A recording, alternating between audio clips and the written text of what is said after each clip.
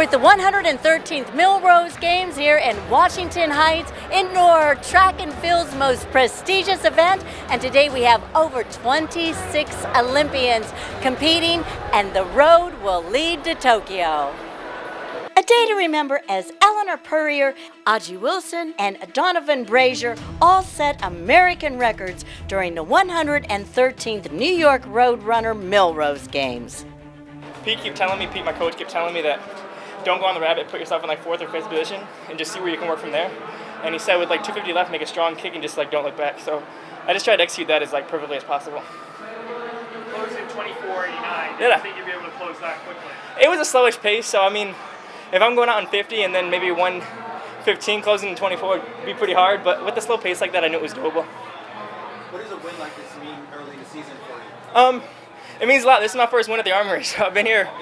This is my 5th time, so I finally got my first win. So going back all the way back to New Balance Nationals, my senior year of high school, I kind of never could win here. I keep coming 2nd, 3rd, but never a 1st place. So I'm really happy with today. When Pete told you to stick back like 4th or 5th, was that because he thought that was your best chance to win the race? What was the thinking behind that? No, I think my best chance to win the race would probably just go right off the rabbit and try to go as fast as possible.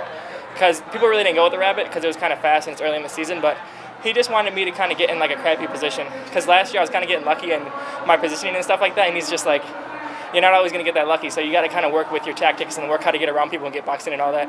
And there's no better way to do it than indoors. So you were basically just practicing tactics and then ended up breaking the American record. Yeah, but it's not a sluggish field. You know what I mean? This was a good field, so I know that even though a tactical race might be it's still going to come out to be a good win if I could win. Were you aware at the ending we're getting close to the record?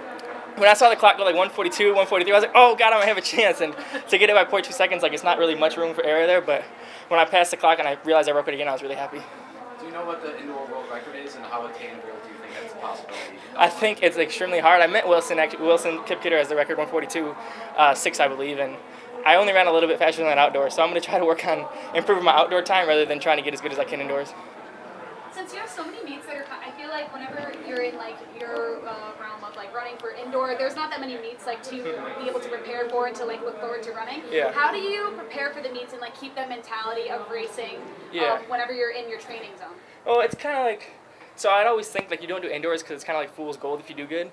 But like looking back at like the history of indoors, like a lot of people have ran indoors competitively. Like even Centro back in 2016 when he got that gold, he was running indoors like pretty competitively. So I'm starting to take indoors a little bit more seriously, still not as serious as outdoors, still trying to have a little bit of fun, but I'm just trying to work on like tactics like I did today. And does every race that you're racing at this point now kind of preparing you for what's to expect in the summer, like whenever it comes to hopefully the Olympics and everything like that? Yeah, for sure. This is, I think, the best like indoor field I've ever went against, so Ajeé and Bryce aren't like scrubs, you know what I mean? It's a really good field, so just racing guys like this early on in the season, I know no one's in peak form, including myself, so it's just kind of giving me confidence to see where I can work for like this way forward. You worried at all, like 300 to go, that you'd be able to get around all those guys and run them straight? I was pretty confident. I think I had like 50 meters to move on a straightaway because I'd rather move on a straightaway than a bank, obviously, for indoors. But I was pretty confident with the pace that it was like feeling pretty slow that I'd get around him pretty quick. What are you taking away from this race that you're going to use in the outdoor season? Just more confidence, I think. Just reassurance that I'm not just living off the glory of winning Worlds last year. You know, I still got to stay hungry because 2020 is even a bigger year than 2019. So I'm just trying to carry on what I did in 2019 and bring it into 2020 and hopefully get even better. Are your workouts better than they were this time last year? Yeah, definitely. My workouts are a lot better because, I mean, last year this time I've only been working out for 5 weeks. So I was able to get a good, all the way in mid-November, you know, training and running, hitting the roads, all the way up until now. So I feel like my base training is definitely better and my speed will hopefully come around. Can you compare the young Donavan Brazier from 4 years ago going into the trials and everything to the world champion Donavan Brazier going into this year? I think a little bit more mature. I think I've kind of like grown into my body a little better. And I've always kind of had that mindset where it's like, if I can do the same amount of work or just work like consistently the same, like I guess work as hard as I was the year before, I'll just naturally get faster because like your body's going to mature, you're going to get bigger and stuff like that. So my mindset was always just, if I just do at least what I did last year, I'll at least get a little faster. So I just kind of go into races now just trusting my coaching and just trusting that everything I'm doing is making me the most well-prepared athlete on the line. I knew Donovan was lurking back there somewhere, and then when he blew by, I was like, oh, I better go with him. Yeah. Did you try, like, it seemed like you kind of tried to go with him when he went on the home straight. Like, what were you thinking? It's kind of scary, just kind of go up there up against him. I think I gave it all I had, but I don't know, in that situation where he just blows by you, it was kind of hard to react and go with that pace, but I did the best I could out there. Yeah. Were you happy with sort of, you kind of got passed by Harris, I think, on the second lap maybe. Were you happy with your positioning throughout the race? Or? Yeah, I need to stop doing that. I feel like somewhere in the middle of the race, I always kind of let someone get by. Not really that aggressive. I like to try to be more passive and kind of courteous to the other guys. But I don't know. I think I was happy with it, and good way to open up the year in the 800. Yeah, I mean, 145, the time, you pleased with that indoors? Oh yeah, it's great. Definitely a PR for indoors, so hopefully I can just build off of that. Yeah. And you got USA's coming up next? Yep, USA indoors, so I don't know if Don's going to be in that, but hopefully I can react to that better and see what I can do there. Yeah. Where do you feel right now in terms of your training as the season as a whole? Definitely got to sharpen up on the speed. I think that's where Donovan got me. That dude's got some wheels. So once I get down into more speed work, I can hopefully hit the faster times. But I think I ran overall competitively well. Just got to keep working it down and then hopefully get faster as the season goes on. With such a late World Championships, what have the last couple of months looked like for you? I took quite a break off. I mean, that was the latest season I ever had, and it went on forever. But I kind of took off and then been really high base, just kind of getting back into that. And we haven't really started any speed, so 145 is incredible for where I'm at in my training. But I don't know, just kind of working on that. Ajeé Ostrander, the winner of the 3,000 meter women's. First of all, tell us how you're feeling. I feel really good. Yeah, I was happy with my race. It's my first professional win, and I felt strong out there, and so yeah, I'm just happy. And tell me about the course of events that led up to that victory. How did you feel, or what was going on, or did you feel you were gonna take off and win, or? Yeah, so at the beginning of the race, I didn't feel super comfortable. Like, I haven't raced much this season. This is only my second race. And so I kind of felt like, oh, wow, we're going fast. But then as the race went on, I got more comfortable. And I just kept trying to keep myself in a position where if I had something that I could challenge for the win. And so going into the last few laps, I was like, wow, I feel really good. And so I just tried to get myself a chance at the win. And now tell me, where were you training at? So throughout the winter, we were in Seattle. So I'm with Brooks Beast Track Club. And then these last 3 weeks, we've been in Albuquerque. And tell me about your trainer and some of the drills maybe that you worked on to get you to this point. So my coach is Danny Mackey, and my athletic trainer is Sarah Bear. And they've been awesome. I mean, Sarah works on us athletes before and after practice almost every day, keeping us all healthy, which is like pretty much the main thing that I've been able to do this winter is just consistently train. And a lot of that is thanks to her. And then Danny has us doing some like strength workouts like tempos, hills, those sorts of things, as well as some track work intermixed. And we also do a lot of like drills and really deliberate like plyometrics and that to work on explosiveness and biomechanics. And I feel like that really helped me have a little bit extra at the end today. Have you ever run at this track? No, this is my first time at the Armory. Sometimes they say this one's a nice fast one. Did you find that? I mean, for me today it was, yeah. And then what's next? So next weekend is USA Indoors, and I'm planning to run there. And what about the road to Tokyo? I mean, that's obviously an ongoing pursuit. I think almost every professional runner in America right now has that on their mind, and I'm not outside of that. Well, thank you. Yeah, thank you very much. Thanks. Thank you. Nico Young, tell me, how do you feel? You just set a record for high school, 3,000. I feel really good. It's exactly what I was going for today. I'm just super happy with my performance. Yeah. And tell me a little bit about your training, what your coach said. I mean, what was your strategy going into this? My strategy was pretty simple. I just had to hang on to the race, try to keep track of what the time was throughout the race, and yeah, good. Yeah. And I hear you're from California. Yeah. Am I correct in that? And have you ever ran on this track here? No, I have not. This is my second indoor race ever. Yeah. Oh, really? Yeah. Okay. My last one was last year at the Boston Indoor Grand Prix, New Balance Indoor Grand Prix, yeah, in Boston. So you were victorious on this. What's next now? Next, probably be some open races in California, and then Arcadia, an outdoor season. And the Olympics, is that on your mind at all? I have no idea. Well, hopefully Yeah. we'll see you there. Yeah, eventually. Okay, Yeah. thank you. Thank you. When did you decide this record was something you were going to target, and why did you want to get this one? I think after NXN I decided to, because I mean, not many people have broken 8 in high school, and I really wanted to have a chance to do that, and this was the perfect opportunity. Yeah, I think it's you, Drew Hunter, and German Fernandez now. Yeah. It's the club. What does it mean to be, your name is with those guys now ahead of them? It feels really awesome. I mean, I don't know, I couldn't be happier with my results. Yeah, it feels really, really good. What did the pros say to you before the race? Anything? They all said good luck and gave me really good advice, and just said, like, just get in with the pack and follow them and relax, and that's what I did, so they had good advice. At the end of the race, when these guys are slowing down, are you thinking like, oh, I need to move up or go by them at all, or what's going when that comes back to you? I think at one point I was trying to pass somebody, but then I think that's like right when the race sped up, so I wasn't able to. Yeah. With this Waddle and Jonathan, and now this is the second time. You were just at the Dr. Saunders Invitational.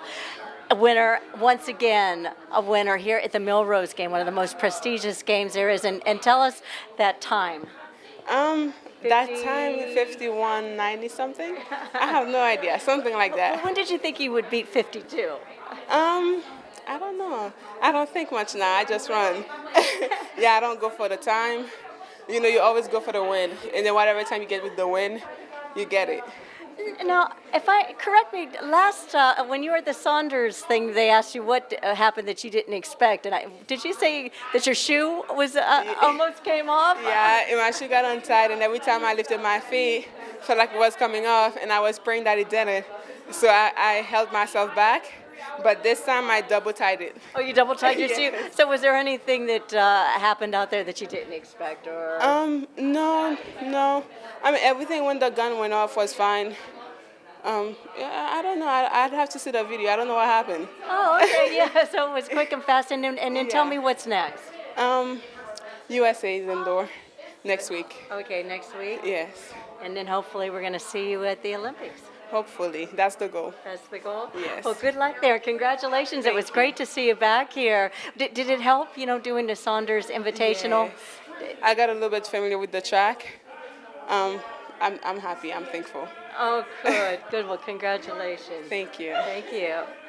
I felt a little rush before the start, so I wasn't really in the zone, but I'm satisfied, Yeah. Why did you feel rushed? When I get on the track, they were like, okay, 90 seconds, and we didn't even have our blocks yet. And then right when we got the blocks, they were like, gun's going up. So I'm trying to get a start kind of thing. So it just was a little rush, but it was good. What are your thoughts? Is this your first race of the? Second race. So how are you using indoor seasons to prepare for bigger events this season? I'm just using it as if it's the NCAA, since I'm just transferring out of college to pro. And I'm just trying to keep the same training technique kind of thing. That's what I'm using it for. Yes, it feels good. Thank you. Appreciate that. Thank you. So how much more indoor do you have? One more. One more? Yes, and that's next week. And your goals for this season, for this year? The goal is to win the gold at the Olympic. That's what I'm thriving for. That's what I'm working for, and I pray that it happen. Do you write your goals down? No, it's up there every time. I don't need a reminder. I self-remind myself every day. Everything that I do is to push me toward that goal. In terms of going to Olympic trials, because this time 4 years ago, were you still competing D3? 4 years ago, I was in high school. Okay. But a year and a half ago, I was D3. Okay. Yeah. At what point did it seem like, I could go to the Olympics?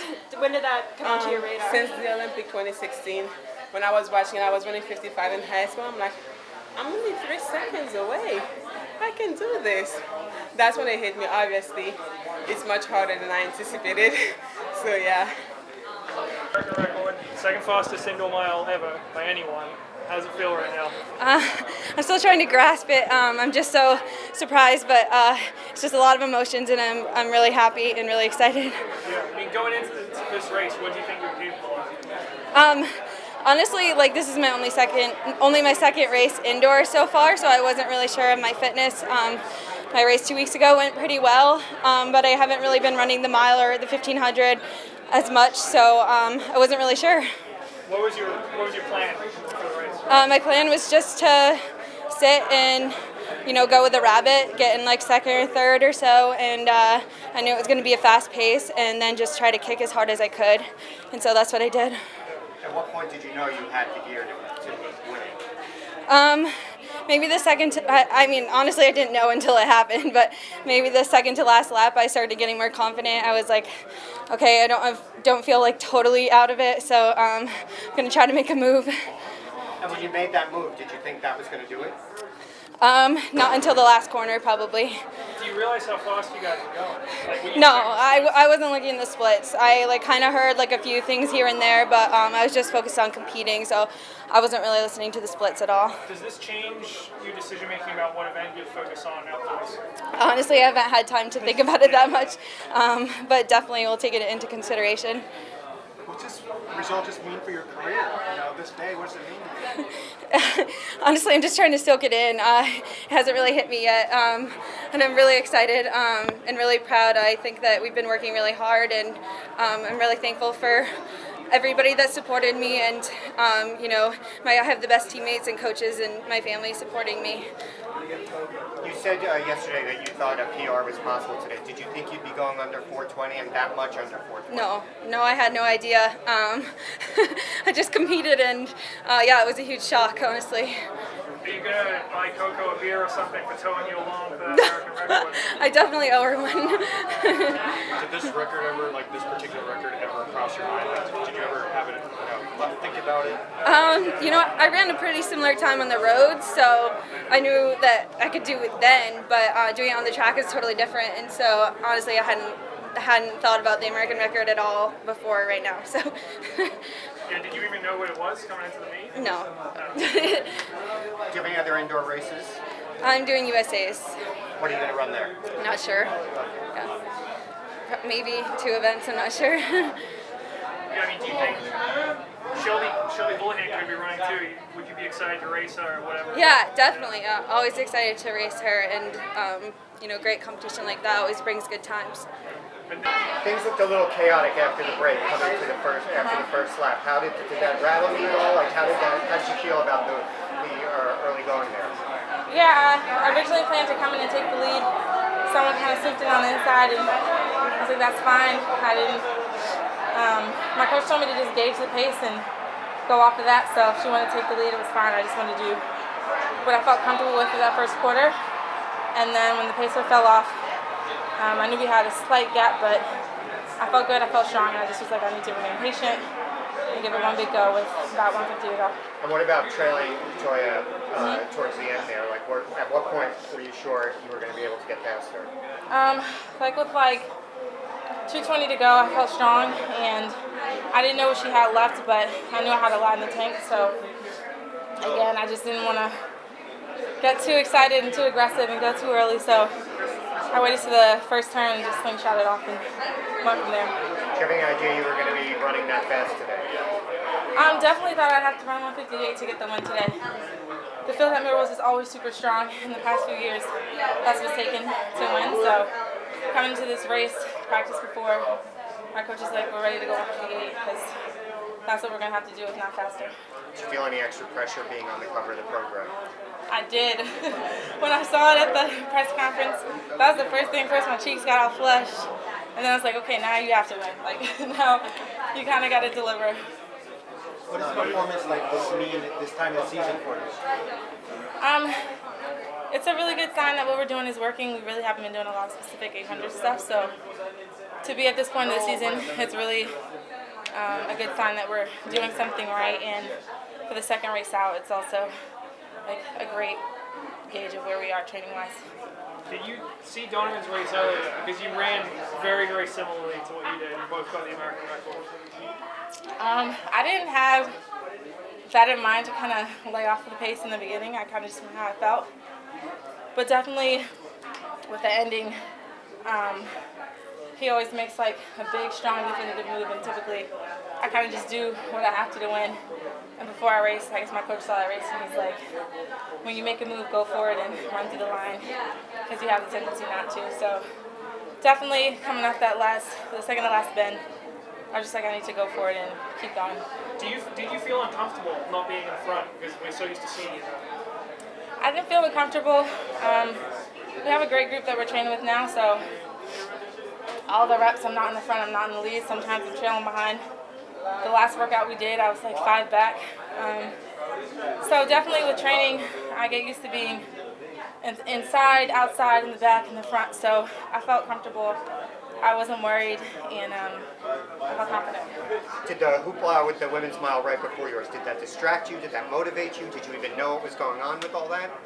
I saw them finish, and I was like, man, that is fast. It's a super fast time, and I took it with that, and then I got ready and I got on the track. So it didn't distract you? No. How difficult was it to get over the third place from Donavan? I don't think I think with all of my races, they're learning experiences. And get over is like a funny word. I don't think I'll ever get over that race or any race that I've lost, even races that I've won, because there's always places to improve. And I think after that, I had maybe like a week of just really bummed out about it. And then that kind of changed into, all right, what are we going to do different next year?